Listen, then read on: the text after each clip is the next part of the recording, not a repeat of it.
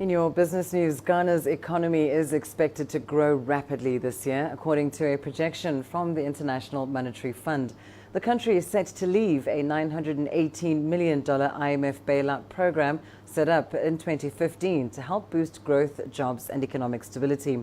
The world body predicts Ghana's growth rate will reach close to 9% in 2019. And as CGTN's Nabil Ahmed Rufai reports from Accra, the government says it's working on measures to ensure continued fiscal discipline. The IMF and the World Bank say Ghana is one of the fastest growing economies in the world. The government says it's looking to consolidate recent gains. It's setting up a special body to monitor efforts to keep the deficit down. We passed the Fiscal Responsibility Act, which essentially codified into law a cap on the fiscal deficit not to exceed 5% of GDP to ensure a positive primary balance at all times.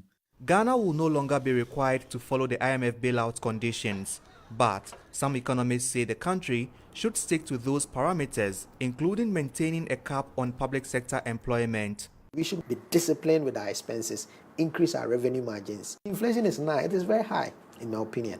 We should be striving as a nation for bringing inflation to between 1 to 5. The Ghanaian government has also plowed $800 million into stabilizing the country's currency, the cedi. Our currency is not out of the woods yet, even though our monetary policy rate is coming down. Our inflation rate is coming down.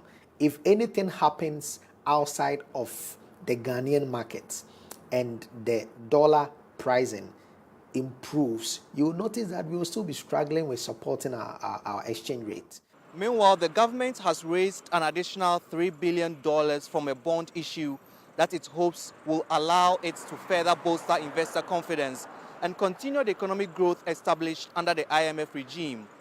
Nabil Ahmed Rufai, CGTN, Accra, Ghana.